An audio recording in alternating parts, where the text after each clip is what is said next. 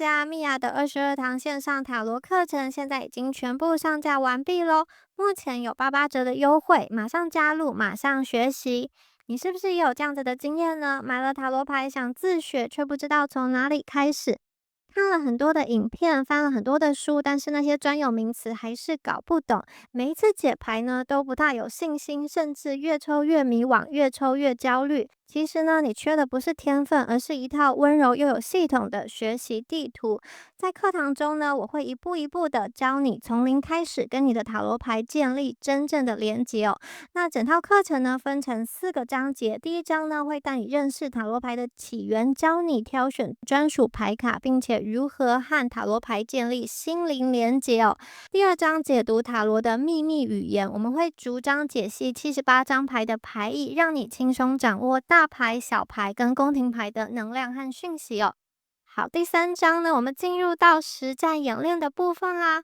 好，在这个章节呢，不管是爱情、事业还是人生课题，我们都会用实际的案例带你练习，帮你打下扎实的基础功。好，第4章呢，进入到大家最喜欢的部分了，塔罗牌结合显化法则。好，这个时候呢，塔罗牌不只是答案，更是创造丰盛人生的魔法工具。在课程的最后呢，我们还有一个温柔又有力量的毕业仪式。你会亲手为自己抽出灵魂礼物牌，接收来自宇宙的肯定跟祝福哦。你会发现这不只是一门课，更是一段自己和内在力量重新连结的旅程哦。好，这门课呢，适合哪些人呢？如果你是完全没有基础，想要从零开始的学员，适合你。如果你已经具备基础，但是想要提升解读能力的占卜爱好者，也很适合你哦。如果你是想要透过塔罗牌探索自己、转化信念、吸引丰盛的人，非常适合你。如果你想要成为专业的塔罗占卜师，打造你的副业的话，这堂课也绝对可以帮助到你哦。准备好开启你的塔罗旅程了吗？希望大家可以赶快加入，让我们一起成为灵性学习的好伙伴，一起探索未知，创造你的丰盛人生。Hello， 选到第一组的朋友们，大家好，我是蜜雅。我们今天呢，一起来看一下你在什么地方要转运了，什么奇迹要降临到第一组朋友你们的身上哦。好，首先呢，第一张是验证牌，来对应一下大家的能量哦。首先呢，我觉得这张牌的能量哦，有很多选到第一组的朋友啊，你们可能会觉得，这个世界不是很公平，或者说很不公平。你会觉得说，这个世界有些人可能刚好生在对的家庭，有一些好的天赋，或者是说他嫁对人，或者说他娶对人，或是他刚好站在资源流动的位置，或是他运气很好，或是他就是被保护得很好。然后他们其实也不比你聪明，也不比你努力，也不比你善良，但是他却过得很幸运，或者说很早就被好像什么事情都顺顺利利的，不用担心什么。而对照下来，你会觉得你一直在一个没有安全网的状况下行走，然后你会觉得为什么我这么努力活着，可是却一直都没有一个安心感。你会有一点生气，那些被系统保护好的人，好像他一出生就在一个安全区，他不用思考前，他可以犯错没有关系，因为犯错之后他可能不用去承担很多后果，或是说他有很多的这个容错空间，所以他不用像你这么可能就是小心翼翼，或者说害怕出错。因为同样的一件事情发生在你身上是大事，但是发生在他身上可能是一件小事，他可以用钱去解决。对于你来说，你很像是被这个系统消耗的人，你觉得你努力的去忍住，或是去撑住，然后被期待要懂事，要付出，要牺牲，然后你会觉得这一切好像很不公平，很不满，为什么会这样子？那我觉得抽到这张牌的朋友啊，你们其实已经下定决心，不要再按照原本的剧本走，因为原本的剧本你会觉得极度的不公平，你会很愤怒，甚至想要翻桌，你会觉得努力也不见得可以换得回报啊，你对很多的事情你其实是蛮失望的，你想要去退出一个好像过去世界给你编织的谎言。那宇宙看到了，宇宙听到了，我觉得你们现在要做的事情啊，并不是更努力，而是要停止用一个会把你榨干的方式去生活。有些事情要停止，第一个就是有些事情你做了，别人也不会感激你，很像是免费劳工，所以这件事情一定要先停止，不要去把好像自己免费的付出，别人不珍惜，还把它当成美德。第二个就是请大家停止去跟那些被保护起来，生活在好像一开始就站对一个好位置的人去比较。因为你们不同的起跑线，如果你继续比下去，你的脑袋会疯掉。第三个是请大家停止相信只要再忍耐一下就会轮到你这句话。这个是给第一组的朋友，因为你需要去做一个止血。有些朋友真的那一条原本的路走不下去了，但这个并不是你的错，而是你开始觉醒了。我觉得你们越来越清楚，当你清楚跟清醒的那一刻呢，你整个世界或者说你对于这个世界的信念要改写了，所以你的转运的时刻会正式的启动。我们第一张牌啊，这个转运不是一个小补运，它是一个等级式的跳跃。大家看到老鹰哦，好，老鹰它不是慢慢飞的鸟，它一出现代表说你们很快会被拉到一个更高的维度，你看事情的角度变了，而且这个不单单只有大家一个人的力量，这张牌很清楚的说，你背后有祖先在帮助你，你过去走过的路，整条传承过的这个血脉，还有你曾经跌过的跤，吃过的苦，你以前被拿走的东西，被不公平的对待，现在都要好好的去补偿你。我觉得你开始去想通一件事情，你不想要再这样过日子了，你想要过更好的生活，你值得过真正好的生活，你想要翻身。这些念头出现的时候，就是转运的开关被打开的时候。还有这张牌啊，它其实是一张很像报复能量之前的一个前置牌。它在做什么呢？它在帮大家处理一些事情。第一个就是要帮大家卡住的这个匮乏性的思维去瓦解掉。接着你们会开始站在一个对的位置上，你可以去拿更多，得到更多的位置。第三个呢，宇宙会帮你接通一条正确的时间线，在这个时间线上，所有的资源、人脉、贵人会主动的来找大家。所以很多第一组的朋友，接下来3到6个月，你们可能会遇到一些情况，有人主动的跟你谈合作，或是你突然看懂了一个你以前可能不了解，或是说因为不了解不敢去进入的这个机会，或者是原本你觉得你不可能得到的一个天文数字的金额，现在呢在你的世界中变得很合理，很可行。为什么会这样？因为大家你们已经被允许走向一个更大的丰盛层级。老鹰啊，不是要大家拼命去做事，老鹰要大家做的事情只有一件，就是你不要再把自己看扁看小了。因为接下来出现的这些钱跟机会都是属于要给像老鹰一样的人，就是要勇敢站出来去承接这些钱跟机会的人。如果大家还用旧的认知方式去认知自己，去看扁自己的话，你有可能会错过这些钱跟机会。所以这张牌千万要提醒大家哦，你们的容器已经被扩张放大了，所以不要再把自己看轻看扁，以及对自己没自信。因为这一组你们真的走在一个转运的线上，而且这一条转运线是通往时间跟金钱还有自由的方向去走。好，接下来再看一下下一张牌。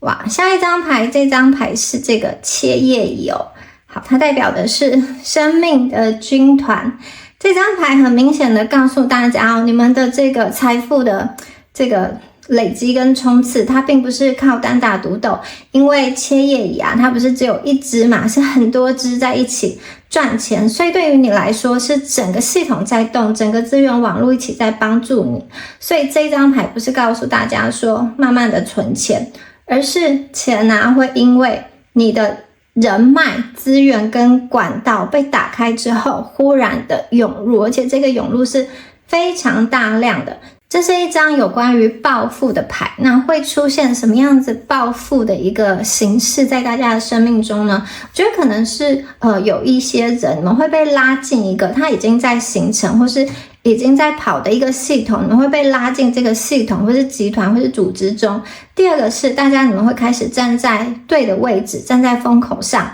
然后这个钱呢，它有这种一次一大笔一起进来的感觉，有人会开始就是跟你好像一起去承担这件事情的成本，或是一起去找资源，然后一起去想办法，就是一个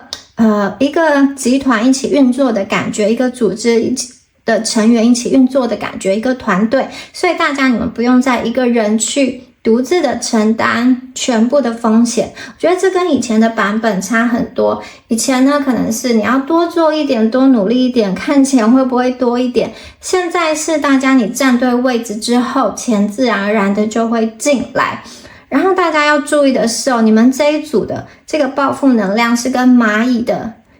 的这个能量有关，是蚁群。所以这一组的能量是说你们的这个金钱的成长，它并不是靠这种气势压人，而是大家你终于放在一个对的圈层中，你被放在一个对的位置，而且在这个正确的位置、正确的圈层中，有很多人会去帮助你，会去帮衬你。好，你以前呢卡关，很多时候不是因为你不够努力，而是你一直处在一个没有资源的环境，甚至是你赚的一点东西还会被人家拿走，你必须要一直帮别人补漏洞。现在整个环境换了，好，接下来我觉得大家你们可能会去进入到一个新的圈层。当你进入到这个圈层之后，你不要怀疑自己值不值得，或是觉得说我到底能不能够站在这里。你会出现在这里是因为这个位置恰好就需要你，然后它自然而然的会来找你，然后你也会被吸引过去。所以呢，这是一个互相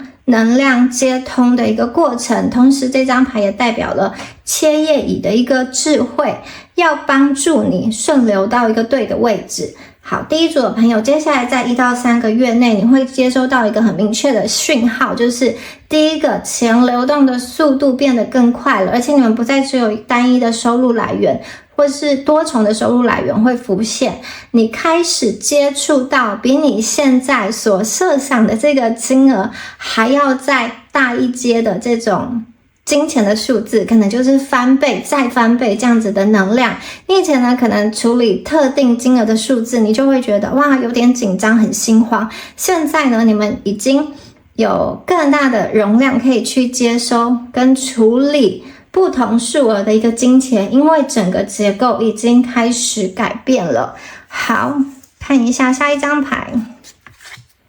哇，下一张牌是 Love， 好棒的一张牌。这张牌啊，代表说大家你们这个丰盛的容器被扩张，你内在的信念系统已经被改变，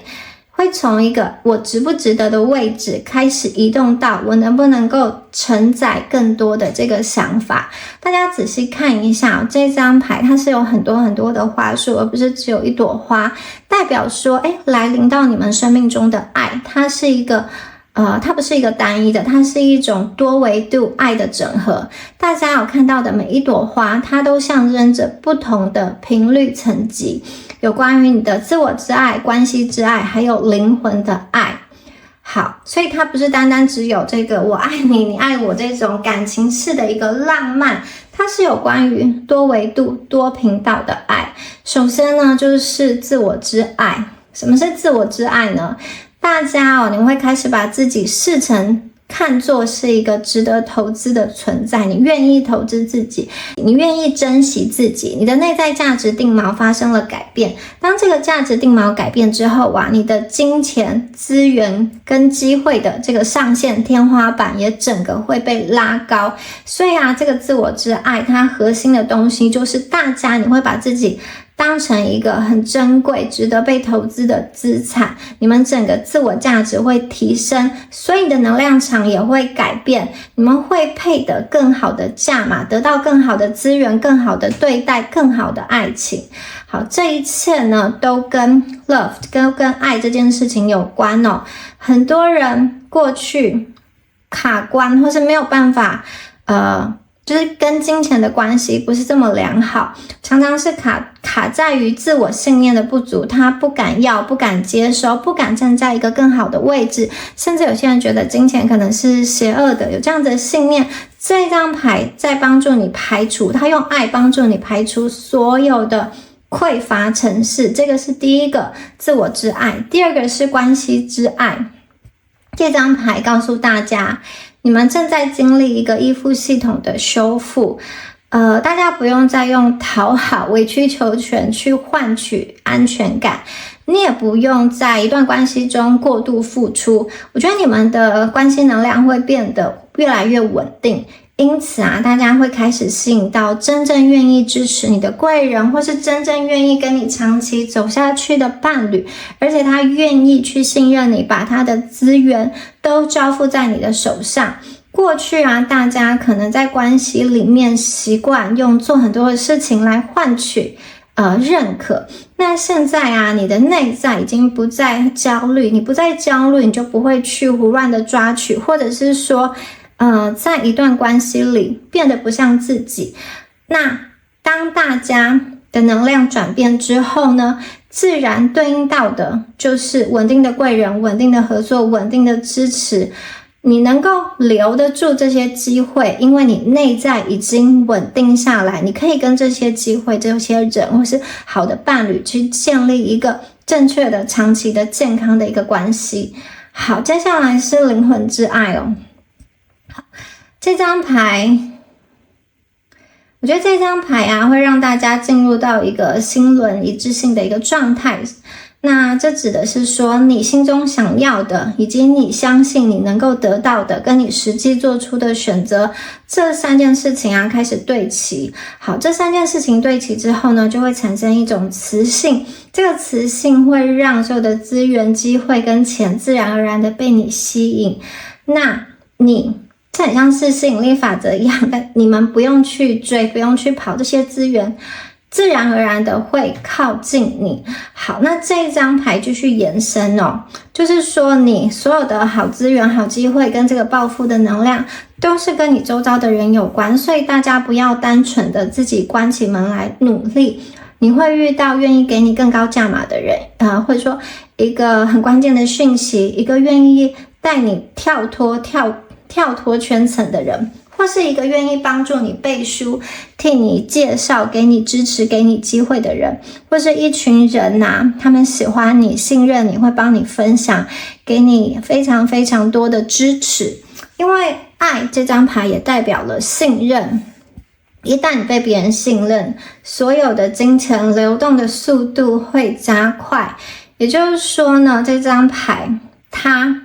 告诉大家，你们本身的容量被扩张了。好，扩张之后能够承接到这个金钱也会更多，你们的意识层级提升了，然后你们的频率场也变大了。你们现在这个版本是能够接得住更大数量、源源不绝的金钱不断的涌入。所以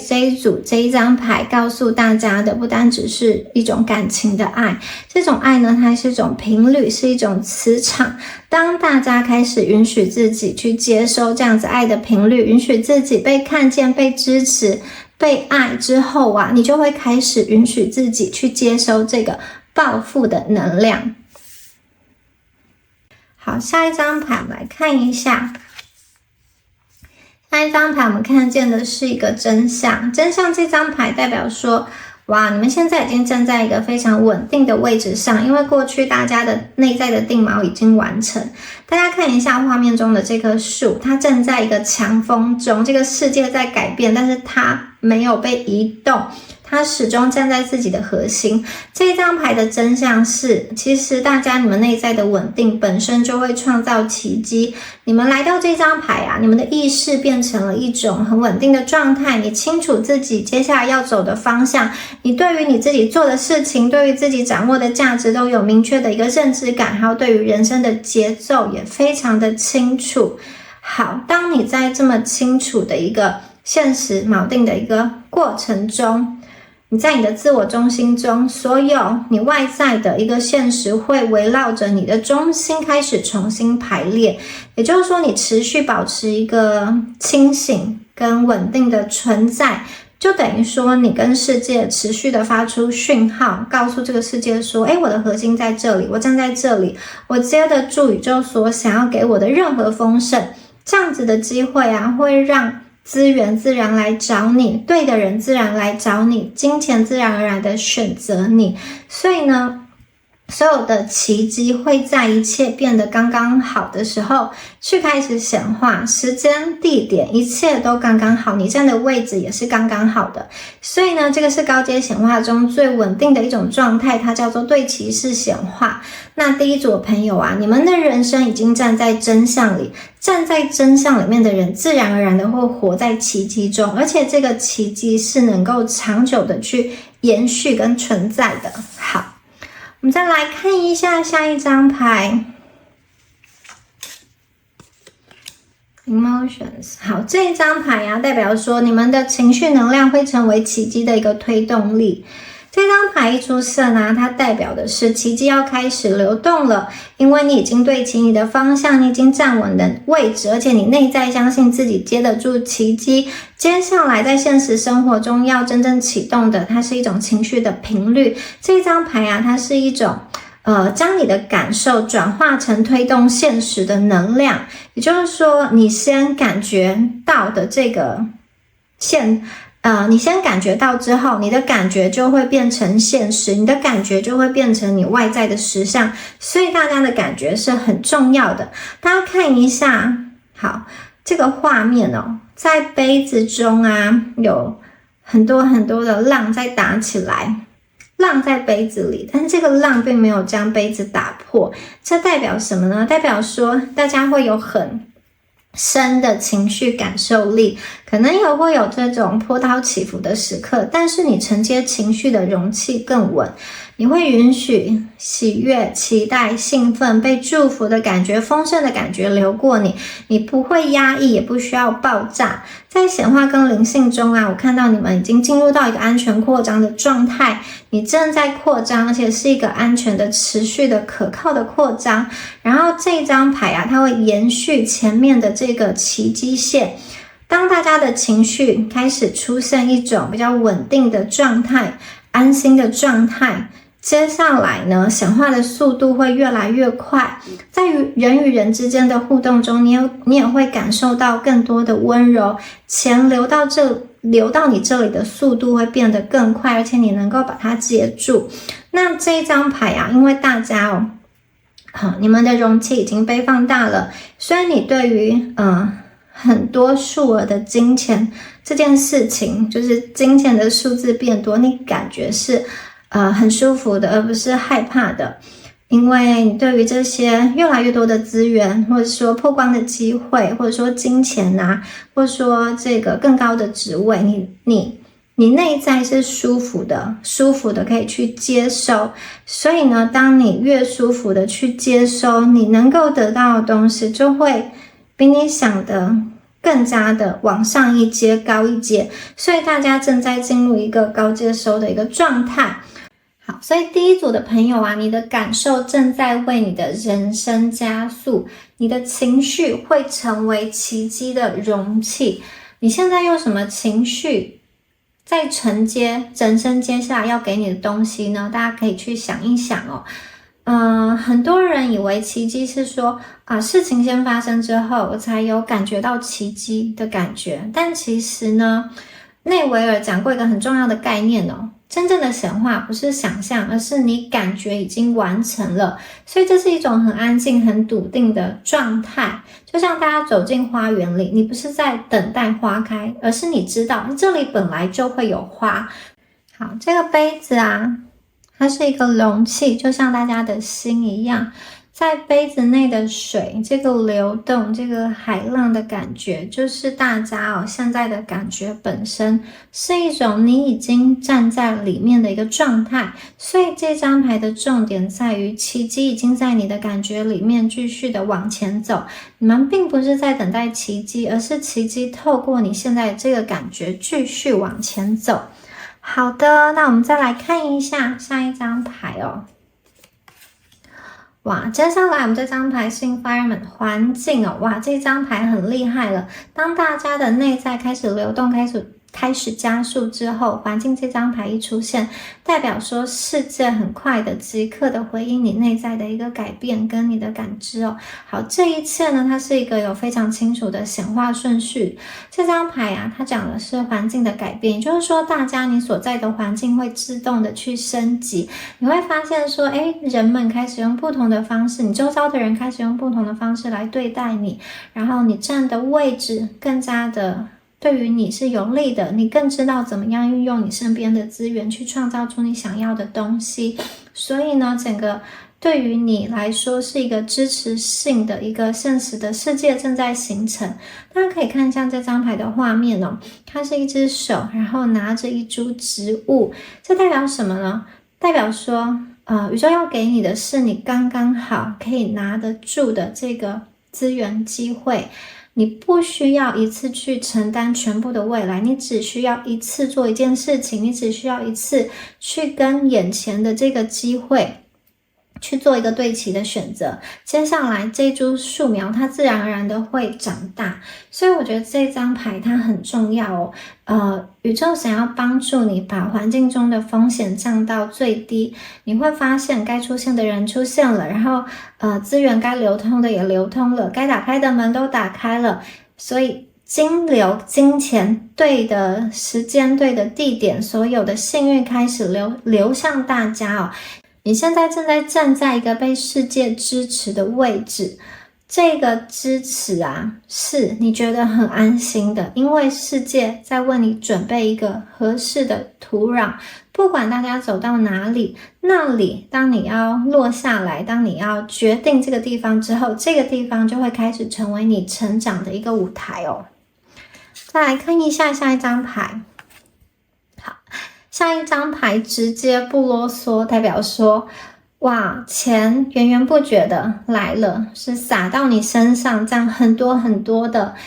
三维的世界啊，正是把结果这种金钱啊、资源啊交到你手上。钱在这个三维的世界中代表什么？就是实际的收入，具体的这个金钱，看得到、摸得到、算得出来的这些金额，它绝对不是零碎的小钱、小幸运。这张牌的能量是单位，钱的数额被放大了，流通的速度变快了，而且流进来的管道变多了。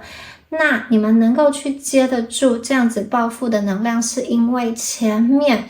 你已经透过爱去扩张你的容器，然后也透过真相这张牌去稳定定锚你的一个核心哦。所以我觉得这一组的你们的金钱这个暴富源源不绝的幸运的这个好能量，它不是一次性的结果，它是你人生整个结构升级之后，自然而然这个钱自然而然会放大，自然而然得到的一个结果。你站的位置变了，钱就会用新的方式流向你。过去啊，你可能站在比较低楼层的位置，但是你所要的人脉资源都在高楼层。但现在不一样了，你们已经被整个提升了，你站到对的楼层，正确的位置，所有你想要的东西都在你眼前，轻松的你可以去接收这样子的成果。你以前需要很用力才能够抓住的这个金额，现在啊会变得很顺利、很合理、很自然的就可以接住，就可以拿到。因为前面大家整个人都已经扩张好了，所以呢这么一大笔数额金钱进来的时候，大家你不会慌乱，你也不需要急着证明什么，这是一个非常踏实，然后也很站得住脚的丰盛感。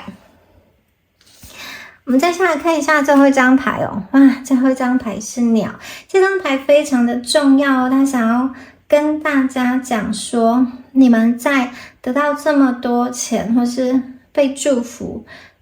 被保护的这个同时啊，你的心是稳的，是安定的，你不会常常有那种我会不会出事，会不会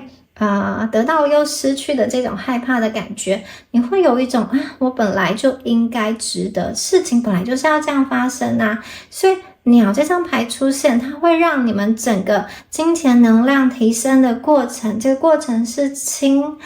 飘飘的、轻盈的、顺利的，没有压力、没有阻碍的。好，鸟在灵性的层面，在高阶的灵性象征里，它代表的是神圣的确认、高维度的祝福，还有一种轻盈的、无阻力的流动，很安全的流动。就是说，这一切前面所提到的关爱、支持跟这个金钱的能量，所有的好人、好事、好消息，这一切的发生都是被允许的，都是被世界所支持的，所以大家不需要紧张，也不需要防备，也不需要害怕失去。你得到的一切，它是没有代价感的，它是好像不需要你说得到这些，我是要去失去什么去交换的，然后你也没有恐惧感，你是心安理得的，它是一种恩典式的丰盛来到大家的生命中。好，在三维的世界大家会很明显的感觉到身边的事情变得很顺畅、很轻盈，自然而然的水到渠成。在四维的世界当中，你的信念跟情绪会完全信任眼前的这个结果。在五维的世界中，代表大家的灵魂蓝图已经被启动了，所以你看到的是整个生活状态更轻松了，你所需要的资源也会源源不绝的来。所以第一组的朋友，请相信钱已经要走进大家的现实了，而鸟这张牌它带来的是一种最后的确认跟祝福。所以呢，我看见其实你们的世界正在迎向一个丰收的世界，而且它不是只有单一的丰收，它是包含多维度多元的一个丰收这一组你们不单单只有转运而已，你们现在发生的是更深层的事情，就是你们正在升级过去很多让你痛苦的东西会开始一个一个瓦解，因为你的内在信念已经转变了。当你内在信念转变之后，你站的位置不一样了，你看到的世界不一样，人生的活法跟玩法也不一样了。所以这个对你们来说呢，是整个人生新一个层级被打开，新一扇门被打开。好，以上就是有关于第一组朋友你们今天的解牌啦，恭喜大家。最后也提醒大家，米娅的线上塔罗课程已经全部上架完毕了。那如果你对于塔罗牌学习灵性法则有兴趣的朋友都欢迎加入如果你觉得我的解牌对你有帮助，然后你也想要学习怎么帮自己解牌或是帮其他人解牌的话，很欢迎加入这门课程，内容非常的丰富。好，那我们下期影片见咯，拜拜。Hello， 选到第二组的朋友们，大家好，我是米娅。我们今天呢要来帮大家看一下奇迹要来了，什么奇迹要来临了呢？第二组的朋友你们的验证牌是这一张，金色的独角兽。这一张牌我觉得你们现在正在进入一个灵魂的上升期好，这一组的朋友其实你们从小就知道你的人生跟别人不一样，你们不是普通人你不会停留在你眼前所看到的这个画面，这个世界。我觉得在日常生活之外，在你每天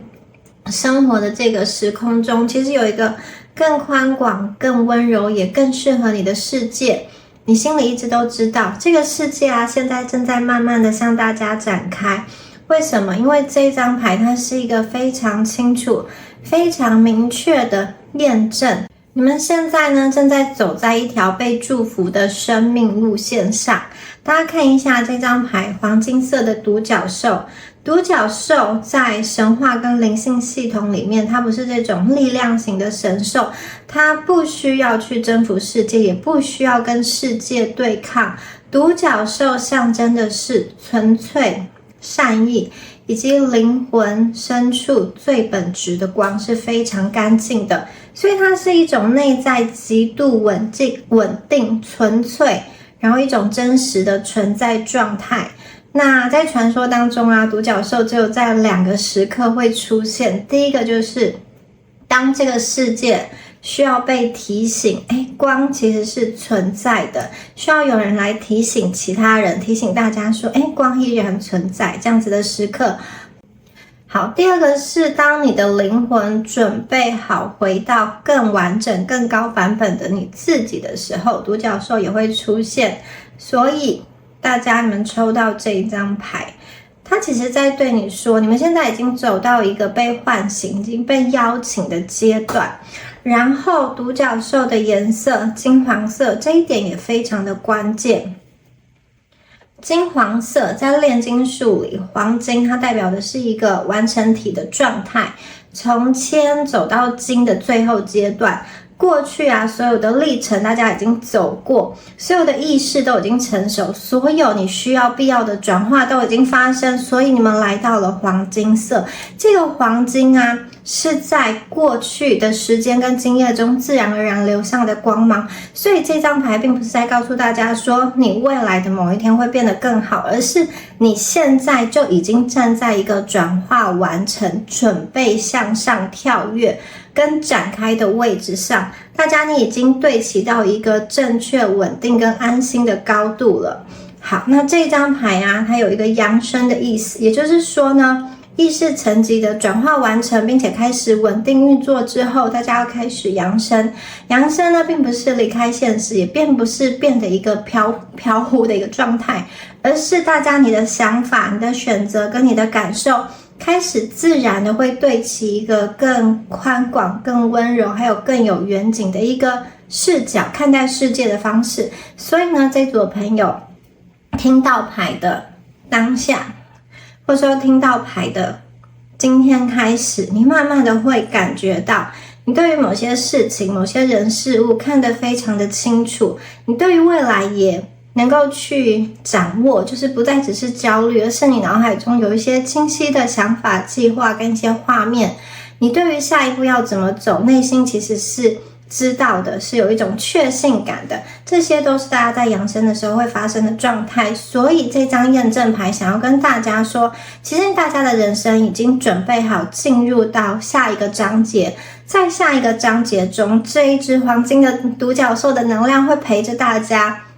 它不是要你们更用力，而是要更贴近你纯粹的一个本质，更信任自己本源的光。所以呢，这张牌的能量很重要，它在告诉大家说，你们其实过去啊已经走完该走的这些历程功课，你们从很多的课题中毕业了，现在你可以安心的去享受宇宙的祝福，并且对自己怀抱信任，有信心继续往前前进，向前展开。好，这张牌啊，我觉得它是一种很踏实的感觉，很安静，很安定，给大家一个很笃定的信心，未来会好。但是并不是从未来开始变好，而是从现在当下的这一刻，你们已经转化完成，大家已经是一个黄金独角兽的一个能量。好，我们再来看一下天鹅这张牌哦。好，前面这张牌我们有看到扬升的能量啊，这一张牌啊，想告诉大家说，这个扬升的过程，这个改变，它是一个很温柔的状态。天鹅啊，它的转化是非常漂亮的，然后非常美丽的，但是这个过程不是一个很痛苦的挣扎。大家都知道经典的童话故事，丑小鸭变天鹅，天鹅它可能本来一开始是这种灰灰啊不起眼的丑小鸭，没有人注意到它，但是它这个转变的过程并不是靠着挣扎，不是靠着对抗，它是自然而然的，时间到了之后自然而然就变成天鹅的状态。这就是这张牌最重要传达的讯息。那接下来这张牌的能量是 Graceful Transformation， 好，代表说大家哦，你们的转化是在祝福中完成的一个转化，你们本身是被祝福的，你们在这个人生的过程中，现在这个时刻，你不需要再承受更多，你不需要再经历更多的剧烈的拉扯，也不需要用很多的痛苦去换得一个蜕变，换得一个成长。这张牌说你们已经飞到一个固定的高度，接下来的转变会变得非常非常的顺利。好，如果说第一张牌啊，让你想起你原本的光，那第二张牌天鹅就是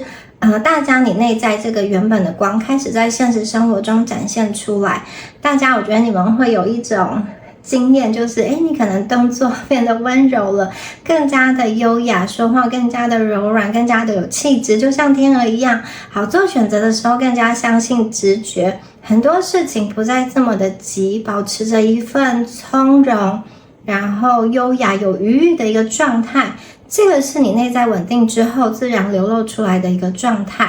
那另外啊，这张牌还有一个很重要的象征，就是自我认同的完成。你们不会再一直去怀疑自己说我这样子对不对，我这样子会不会落后别人，或是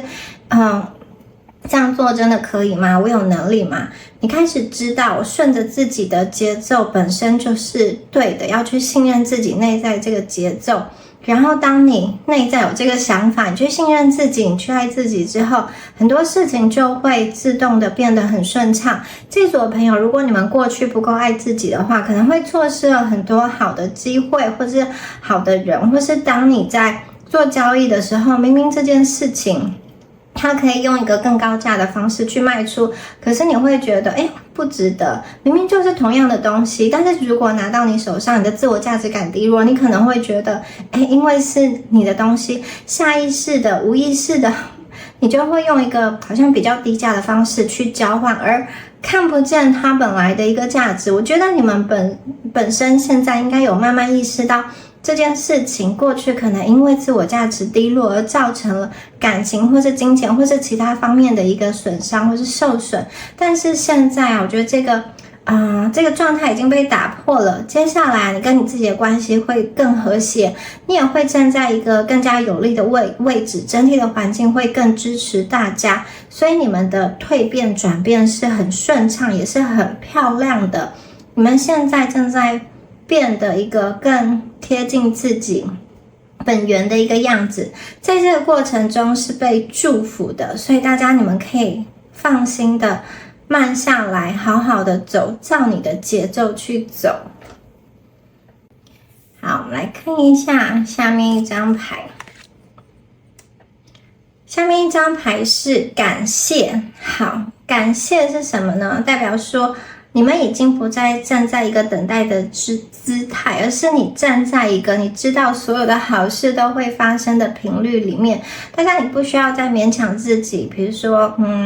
往正面去想，或是不需要再说服自己相信明天会更好，因为我觉得你们的内在已经转变了，你的内在自然而然会流露出一种很安心很安定的一个确定感。好，当大家转化完成，变得柔软跟温柔之后，我觉得你整体的能量会自然而然的放松。当你心放松之后，这种感谢自然而然就会出现。你可能会对生活中的一些小事是有感觉的，想要去说谢谢，或是很容易你的心会被一些温柔的瞬间给触动。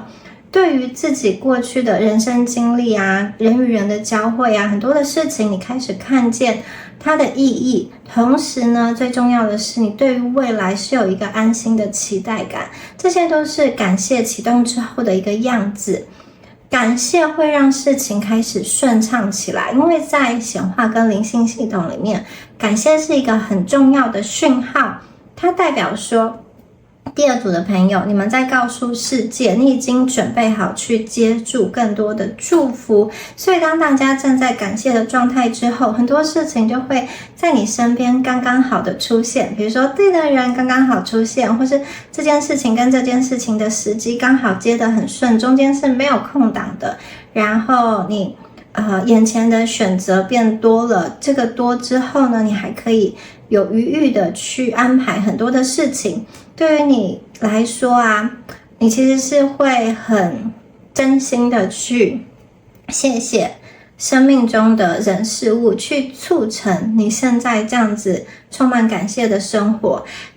过去如果你心里有很多的拉扯、不满或是愤恨的话，接下来这种感觉会被感谢取代，会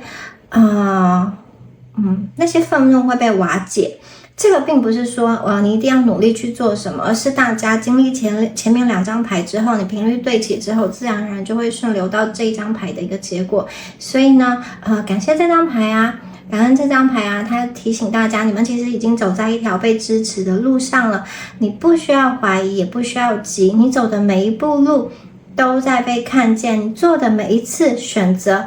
遵照内心的选择，正确的选择，它其实都是在累积祝福，事情真的会慢慢的变好。这张牌向大家点头，你们的人生会进入下一个更明亮的阶段。好，我们的下一张牌是 Lucy。 好，这张牌啊，它本身很特别，它有3个同时存在的一个意涵哦。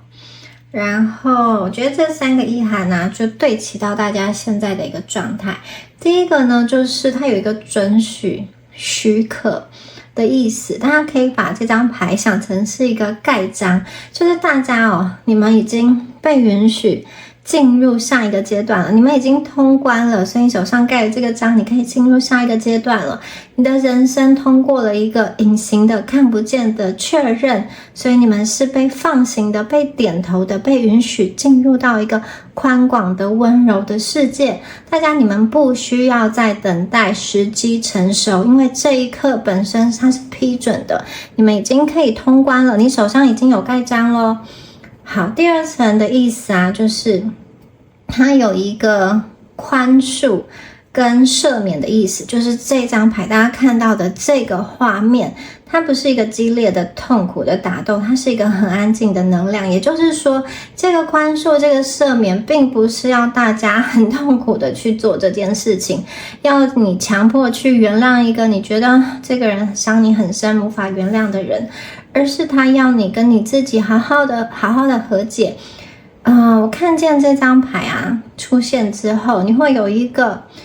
仪式，就是你可以好好的把过去的重担、痛苦跟伤痕放下来，那些曾经让你流泪的经验，卡住你的选择，或是不断绕路鬼打墙的一个过程。好，这些经验啊已经在过去了，已经完成了，已经是一个完成式的一个状态。但是现在的大家，你不需要再背着这些重担往前走，你们可以去放下过去令你感到伤痛的人事物。好，第3层的意思呢，就是大家你们的人生啊，已经来到一个被信任、被授权，可以进入到下一个阶段的位置，就很像是在日本的茶道、花道里面啊，师父正式承认你可以去学更高级的下一阶，你现在的这个阶段的东西已经学习完成了，你要进到下一个阶段。也就是说，你们并不是一个刚开始学的程度，而是你已经学了一阵子，你已经走到了一个还不错的位置，你可以真正的去接触核心的这个阶段。所以有一些以前的资源你可能接收不到，或是有一些层次你打不开，但是现在大家已经走到一个你可以进入到核心的位置了。所以呢，好，这3个意思合在一起，代表宇宙要跟大家说，好，一切都可以了，你可以继续往前，你被允许，你也被认可了，你的人生呢正式进入到下一个光亮的阶段。这并不是结束，而是大家升级完成之后要往下一个阶段迈进的期待。好，我们再来看一下 Spirit Keeper of the East。 好，这一张牌啊，它叫东方的守护者。哇，这张牌一出现，代表说大家的贵人要出现了。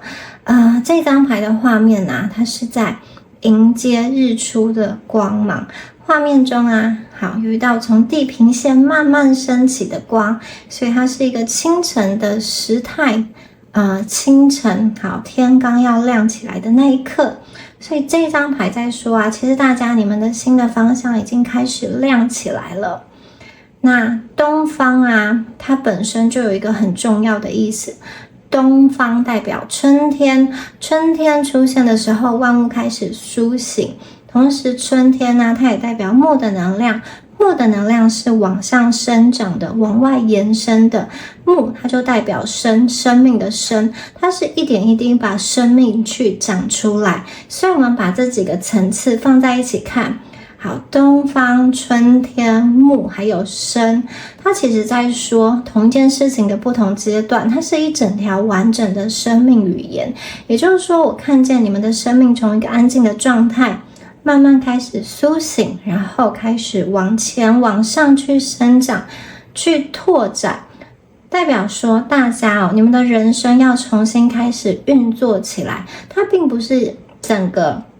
推翻重来，整个瓦解重来，而是在原本的基础上去长出新的方向。然后大家看一下这张牌的意思，它是 Spirit Keeper of the East， 这边有一个 Keeper， 它是守护者、守门人的意思。它代表说你们现在要走的这条新的方向不是你一个人去摸索出来，有一个守门人他在你前面去把这个门打开了。那在古老的文化中，每一个方位都有一个守护者，那东方的守护者他负责的就是新的开始、新的方向，还有你被祝福的第一步。所以这张牌出现再告诉大家一件事情，你们接下来要走的路它是被引导的，你们绝对会在关键时刻遇到对的人，或是刚刚好的机会，可能他的一句话或者一个提醒就让你知道说原来要往这边走，原来我要避掉这个坑，原来中间有这个美角。所以呢，你们会有贵人。好，那在命理中它是一张很典型的天乙贵人牌。什么是天乙贵人呢？它不是那种我一直会黏在你身边的那种贵人，它是一种会在关键时刻出现在你生命中，把你的方向照亮的贵人。所以当你走到对的位置的时候，这个天乙贵人它自然而然就会出现来帮助大家。好，我们再来看一下下一张牌 Taking Risk。 好，哇，这一张牌代表说跨出去行动，去承担一些风险。这个风险它并不是好像盲目的去承担，而是它经过算计之后，然后才去承担这个风险的。画面中这张牌这个老鹰它并不是乱冲而是它是站在一个确定的高度，准备往前飞。所以呢，承担风险，它是在有准备下的行动，而且大家的时机已经走到了成熟的时候。我觉得这张牌出现在这个位置其实接起来非常的顺，因为前一张牌好，你们的方向已经被贵人打开了，所有的引导祝福都已经放在路上了。现在这张牌宇宙想要问你说，你敢不敢跨出去呢？其实现在跨出去是安全的。你可以把这张牌想象成一个画面，它并不是要你从悬崖上盲目的往下跳，很可怕，而是站在一个你已经看清楚的高度，你知道下面有风，你知道你自己有降落伞，你知道你自己会被拖住。所以这个冒险呢，它是有被祝福、被支撑的冒险。那这张牌告诉大家要做的事情并不是盲目乱冲，而是一种信任感，信任你前方已经看到的方向，信任你前方已经出现的讯号，信任自己的能力，信任自己能够走到现在绝对不是偶然还有你接下来会发现你有一些心里有一些事情一直反复的挂念，有一个念头一直回来，你就是很想要去做某些事情。还有人生当中，比如说你有多个选项的时候，其中一个选项它变得很明确，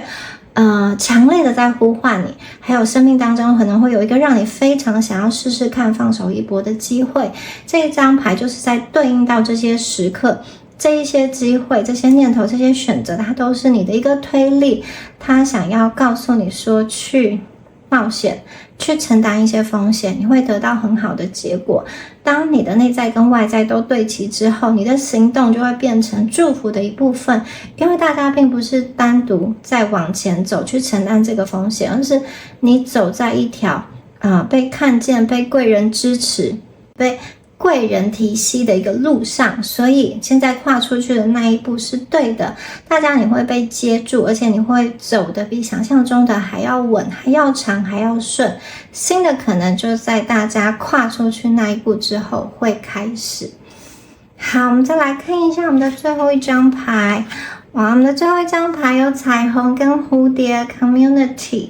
哇，这张牌啊，真的是一个很棒的一个奇迹耶！大家你们的人生已经开始被一个更大的力量接手了。好，在三维的世界中啊 ，community 它代表的是实际的人、实际的资源、连结跟支持。所以大家慢慢会发现，其实身边呢有人愿意听你说话，有人理解你在想什么，有人在关键时刻很准确的伸出援手来帮你。这一些呢都不是要你自己去找，而是你站在正确的位置上，自然而然你会被看见，自然而然这些人、这些灵魂的伙伴会来到你的生命中，你还会被彩虹照亮。好，接下来到了四维的层次在四维的层次里面呢 ，community 它代表的是同频的能量开始聚集。也就是说，在这个同频的圈子中，大家你不需要刻意的去解释什么，因为你不用多说，你们的频率是相同的，周遭的人其实可以感受得到，很多的事情会变得很顺利，你们的话题啊也会连接得刚刚好，然后就算你们在这个群体中不讲话，这个沉默感也会让你觉得很舒服，而不是觉得很奇怪、很急躁，因为这个就是整个团体的频率，整个社群的频率跟你本身的频率是相符的，你不用刻意的去做什么来维持关系，然后你整个人的频率啊已经在一个很稳定的状态，你会被回应，会被支持，然后你的高度也来到了一个不一样的地方。我觉得你能够看见彩虹，代表说你们的频率跟之前的位置是不同的、不一样的。好，最后呢，到了五维的视角啊 ，community 它不只是人，而是一种被更大的存有、被宇宙接住跟祝福的一个状态。你会开始感觉到你自己是在顺流而行，你是被一个更大的系统所支持着。你的选择啊，会跟整个世界产生共振。你自己走的路啊，有一些需要去填补的资源，或是有一些注意的事情，都会有人替你去注意，或是替你在看不到的地方悄悄的送上祝福，隐形的能量，隐形的祝福。因为在五维的世界中，这张牌它很像是一个大家被祝福、被保护的一个能量，它也是一个盖章的能量，代表说好，你是被保护的，你是被彩虹所光照的。所以大家不只在建立连接，你是在回到你的灵魂家族，你所遇到的每一个人、每一段关系你们很像是早就约定好，有签订这个灵魂契约的，你们要在这一段人生里相遇、相知、相惜。好，我们把这三个维度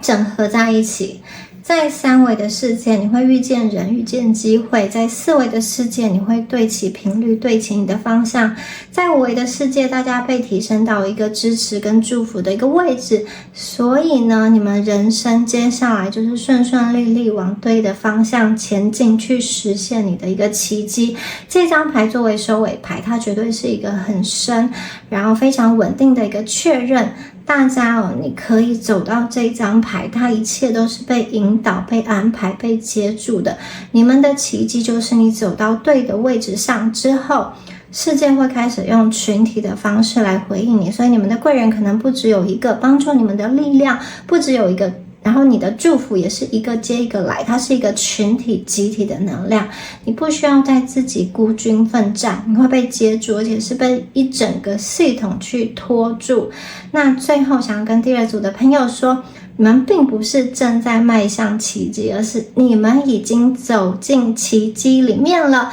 恭喜第二组的朋友。最后也提醒大家，米娅的线上塔罗课程已经全部上架完毕了。如果你觉得我的解牌对你有帮助的话，欢迎大家加入这门课一起学习。里面呢有非常丰富的实战演练，也有显化法则的一个解说。学完之后呢，就可以帮自己，也可以帮其他人做解牌哦。好，那我们下期影片见咯，拜拜。Hello， 选到第3组的朋友们，大家好，我是蜜雅。好，我们来看一下第3组朋友，你们抽到的这一张验证牌哦 ，Honey Bee。好，这一张牌啊，我们感受一下它的氛围哦，它其实是一张很甜的牌，很稳定、很确定的一个力量哦。蜜蜂啊，它是神圣秩序的守护者，他们知道什么时候应该要起飞，他们知道它要去哪一朵花朵采蜜，它也知道要怎么把这个微小的蜜啊收集起来，变成能够真正滋养生命的东西。所以这一张牌一出现啊，我觉得它说明得很清楚，大家第3组朋友，你们的力量是来自于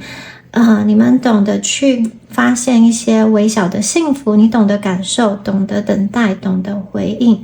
好，这边呢有神圣的阴性的力量。好，这个神圣的阴性的力量啊，它代表的是一种流动，代表的是一种孕育，还有共感、接收的能量哦。它是一种存在的方式，无关乎性别。所以我觉得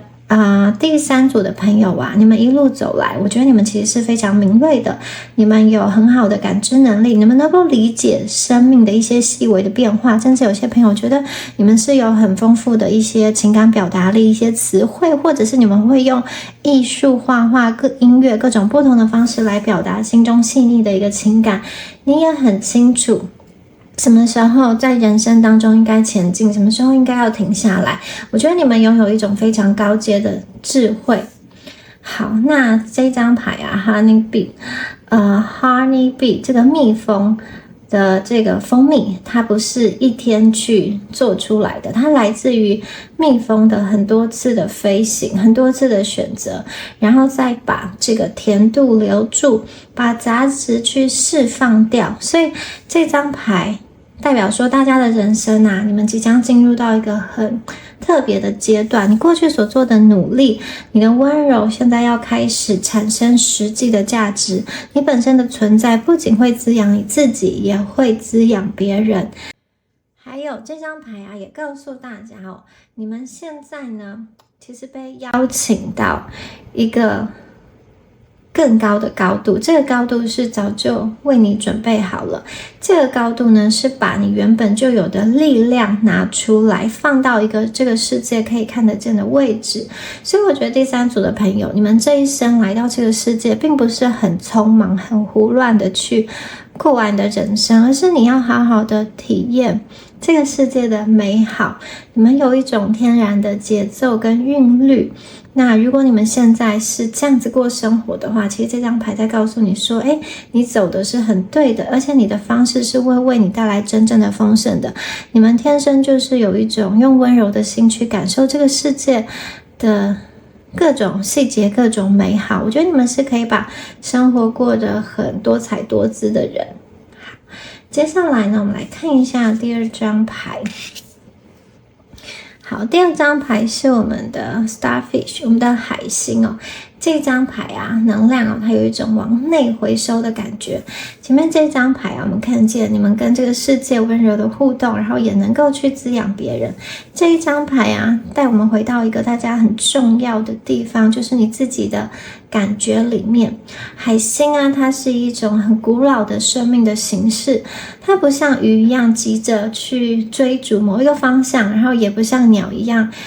要展翅飞翔。海星它是贴着海流而生存的，它感受的水的这个方向，还有潮汐的变化，并且顺着节奏移动。所以我觉得它是一个也是靠感受而得来的生存方式跟智慧。大家再注意一下，海星它有5个角，代表5个方向，它是向外延展的，代表说其实大家你们的直觉不是只有一条线，它是一整个完整的感知体系哦。你们可能同时用这个五感去感知这个世界，你会同时感觉到很多事情，很多的层次，甚至有一些还没有发生但是已经在酝酿中的变化。你有的时候就是就是能够感觉到，你说好像也说不出来原因，但是你心里就是有一个直觉，知道会发生，有一些预感。好，那这张牌啊，想要告诉大家哦，其实对于你们来说啊，你们在这个阶段啊，不需要再反复的去操练，反复的去推演，你需要去相信你的直觉，去相信你的身体、你的情绪、你的第一个反应。好，这张牌出现啊，我觉得常常会对应到一种状态，就是大家对于某一些事情要不要去做，或是要不要靠近某一个人，你心里会有一种很清楚的声音，就是想要往这边走，或是我现在就是不想要再继续，不想要再做这些事情了。因为大家的直觉开始回到一个主导的位置，所以呢，你第三组的朋友，你们来到这个世界并不是要去听外在的声音，别人告诉你应该要怎么做，而是你要来学习如何信任自己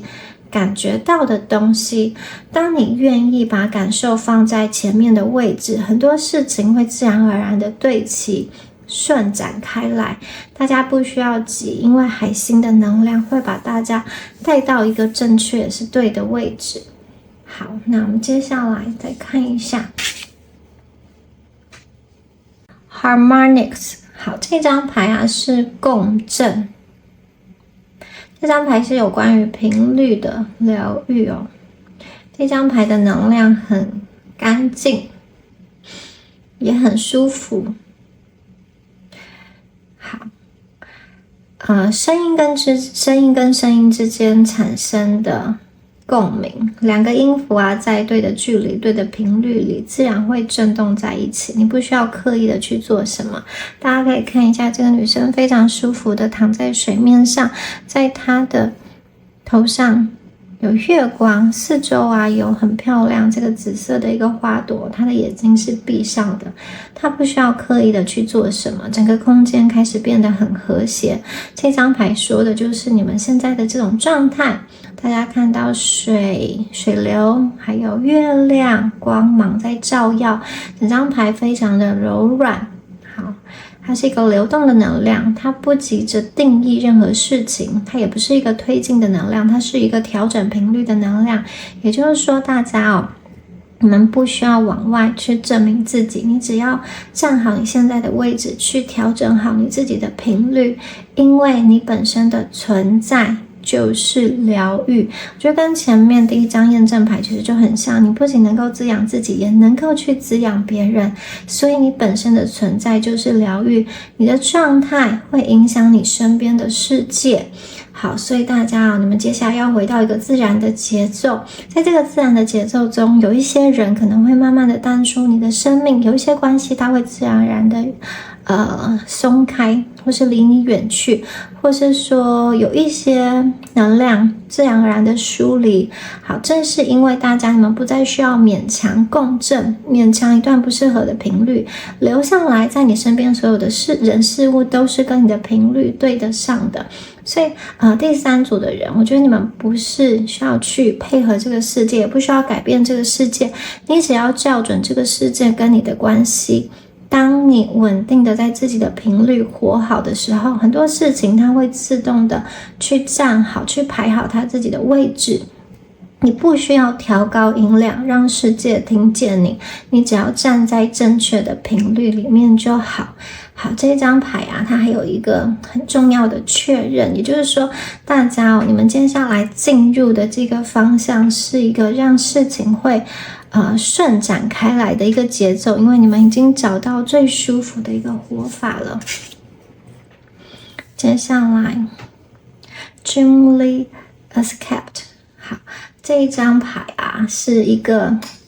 场景场域的转换。哇，这张牌像是一场梦，真的非常的漂亮哦，它很像是一个仙境，风景如诗如画，远方还有白色的城堡，还有这个魔法的星光闪闪的点点。这个在讲什么呢？当大家频率对齐之后啊，在现实生活中灵魂也会带你离开旧的场景，我们会看到一条新的路，这一条路被美丽的花草包围，远方有光，有城堡，它是某一个你心中梦想但是却还没有到过的地方。这个画面它并不是一个逃避现实的画面，而是大家被允许暂时离开某一种状态，进入到你的梦想之地。也就是说，这张牌它的关键不在于逃离，而在于转换空气，转换节奏，转换你跟世界互动的方式。我觉得抽到这张牌的朋友，你心中可能有一个很深的向往，我想要不同的生活方式，我想要看见不同的世界，我想要不一样的活法，我想要换一个圈子，我想要跟不同的人互动，我想要更自由的一个时间的安排。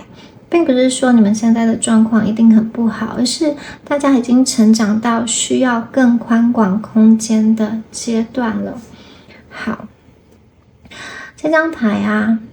我听见大家内在有一种想要去探索的召唤，因为你心中觉得这个世界有些地方它是有宝藏的，这些宝藏可能藏在你还没有走到的地方，所以你想要去看一看。这一次的离开，这一次的转换，并不是说你永远都不回来，永远都跟你现在的世界去切割，而是我觉得它是一个有意义的停留在一个不一样的梦幻之地，在这个梦幻之地中，你去寻求你的梦想。好，在对第三组朋友而言呢，我觉得走到这里，你们已经不再需要用旧的方式去生活了，你的灵魂开始帮你重新的安排。你们会有休息喘息的空间，你们会有转场的这个空间，你们会有重新看见可能性的希望跟机会。它可能是一个新的环境，好，一段旅行，或者一个机会，或是一个对新的生活、新的住所的一个想象跟安排。我觉得大家会真正进入到你的梦想之地，你正在被带往这个地方，让你活在新的风景里面，让你想起你自己真正想要的是什么。当你愿意走入这个新的场域，下一扇门呢，它自然而然的就会开始出现。好，我们再来看一下下面的牌。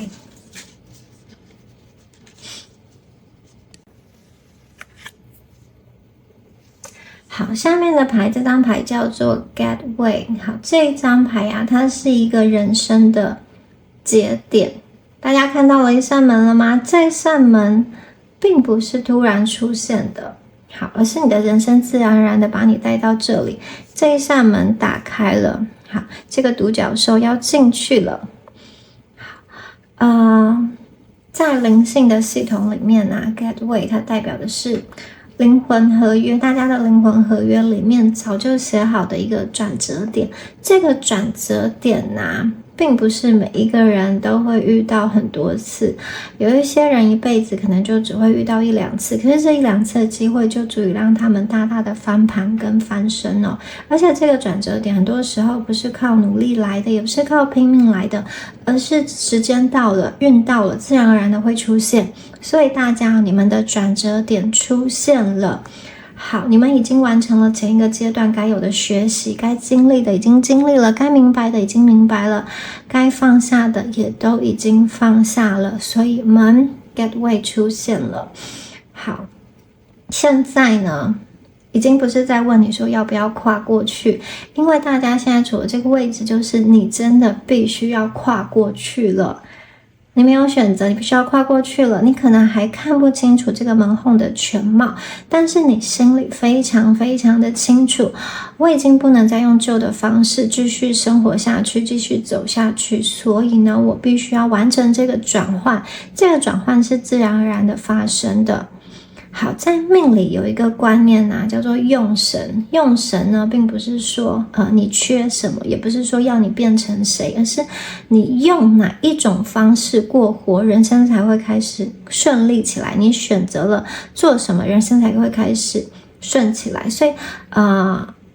第三组你们走到 Gateway 这张牌，代表说你的用神已经回到你自己的身上了。也就是说，你的人生呢，接下来不再依赖外力去推动，你不需要别人来带入、来点头、来指引，你只要站在你自己的位置上，用你自己最自然、最贴近本质的方式做选择，事情就会很顺利。你不用一直在质疑自己对不对，你心里会明白说，你可以这样走，你会对自己的选择很有自信，因为你终于了解自己要怎么使用，就像这个使用的说明书，你终于好好的使用自己了。好，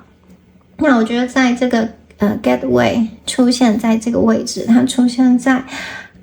梦境般的这个场景之后啊，它是一个很顺畅的连接哦。因为人生真正的转运，它要先离开一个旧的场域，才会到新的路口。那前面这张牌代表说你已经开始离开不适合大家的状态，现在新的路口就在你面前，你们是没有办法去逃避，你的人生就是要准备好翻篇，它是新的一章，它是一个进阶的状态，门已经站在你的面前，时间到了，大家需要进去跨越了。好，我们接下来看一下我们的最后2张牌 Other World， 一个异界哦。好，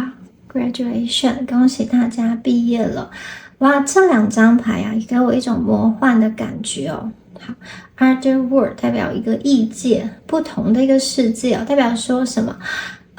大家你们已经来到了不同的一个频率哦。你可能会发现这段时间啊，你对于身边某一些人在谈论的八卦，或是他们纠结的那些事情，或者是说为了生存而产生的一些恐惧感，你突然的比较冷感，或者你突然没有感觉哦，这是因为你整个人的意识频率已经升高了。好，在3维的物质层面啊，你在赚钱，在生活，但是你不会再被恐惧所驱使。到了5维的灵性层面啊，这张牌其实告诉大家你能够听见你的内在直觉在告诉你在说什么，所以你会觉得哇，自己的预感非常的准，你甚至能够看穿很多很多的人的伪装。因为我的朋友，你提升到这样子的一个状态的时候，你可能会经历一种孤独感。这个孤独感就是你很多事情其实看得很透，但是你没有办法去说，就是你看透，但是却没有办法去说破，因为你说破，也许你会觉得身边的人并不懂。你们现在的意识啊，已经站在不同的层次，你知道什么事情是值得的，你现在已经完全没有活在这个3维世界的规则里面，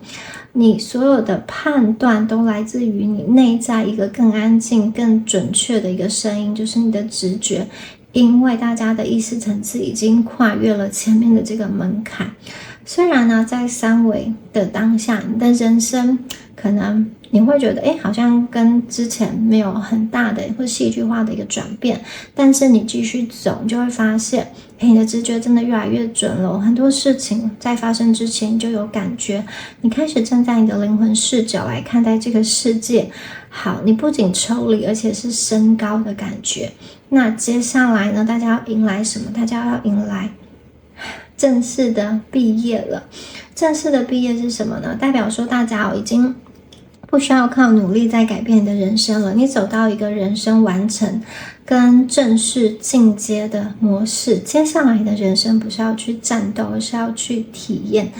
好，我觉得你们需要带着某一种毕业的自信去探索属于你的一个新的世界。这个世界呢，它是一个轻盈的世界。毕业牌呢，是灵魂给大家的最高的荣誉。什么是毕业呢？毕业代表说，哇，过去同样经历的课题，你再也不用重修了。比如说，过去你为了金钱而恐惧，为了情感而受挫、受困、痛苦，现在这些课题你不用再重修了。过去的人生总是在同一种感情状态中跌倒，或是在财务状况中踩坑，现在大家已经从这样子的轮回中去拿到毕业证书了。你已经长大了，这些挑战再也没有办法伤害到你。就很像是大家你们现在回头看一看小学的时候的考卷，你可能会觉得都很简单。这个简单并不是因为题目变了，而是因为你变了，你已经进阶了。所以这2张牌